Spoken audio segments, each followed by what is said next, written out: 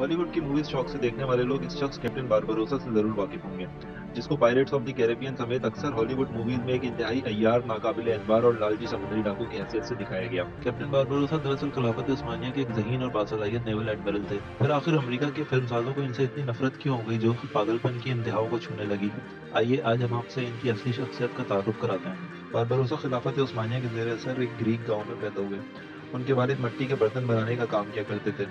उन्होंने एक कश्ती खरीदी जिसपे वो और उनके बच्चे मुख्तलिफ जज़ायर पे जाके अपने मिट्टी के बर्तन बेचा करते थे। जब स्पेन के इस्लाम दुश्मन बादशाह और मलका ने मुसलमानों को अपने यहाँ से बेदखल करना शुरू किया तो बारबरोसा और उनके भाइयों ने कई मुसलमान फैमिलियों को स्पेन से नॉर्थ अफ्रीका के साहिलों तक पहुंचाने में अपनी कश्तियों के जरिए मदद की। सन 1516 अलजायर पर स्पेन के वहशी जंगजुओं ने कब्जा कर रखा था। उस वक्त बारबरोसा और उनके भाइयों ने खिलाफत उस्मानिया की मदद से अलजायर पर जमीनी और समुद्री रास्ते से हमला करके स्पेन के जंगजुओं को बाहर निकाल दिया। अलजायर की फतह से खुश होकर खिलाफत उस्मानिया के खलीफा ने बारबरोसा को अपने वेस्टर्न फ्लीट का कमांडर और अलजायर का गवर्नर मुकर्रर कर दिया।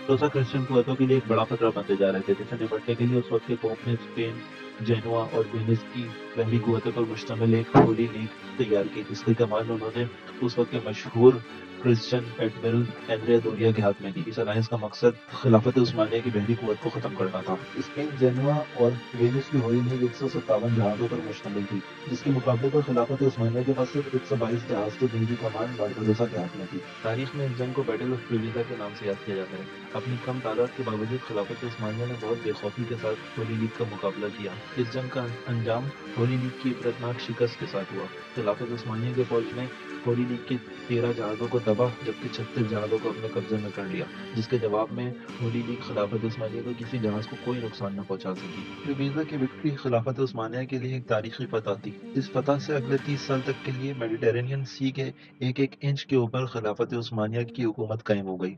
इस फतह के बाद एडमिरल बारबरोसा ने एजियन सी के एक एक जजीरे के ऊपर खिलाफत उस्मानिया का अलम बुलंद किया। एडमिरल बारबरोसा की सलाहियतों के एतराफ में उस्मानी खलीफा सुलेमान ने उनको खैरुद्दीन का लक़ब दिया। एडमिरल बारबरोसा ने उस्मानी बहरिया को एक ताकतवर बहरिया में तब्दील कर दिया, जिसने अगली कई सदियों तक खिलाफत उस्मानिया को एक सुपर पावर की हैसियत से कायम रहने में मदद दी। इस अजीम बहरी कमांडर का इंतकाल 1546 ईस्वी में हुआ।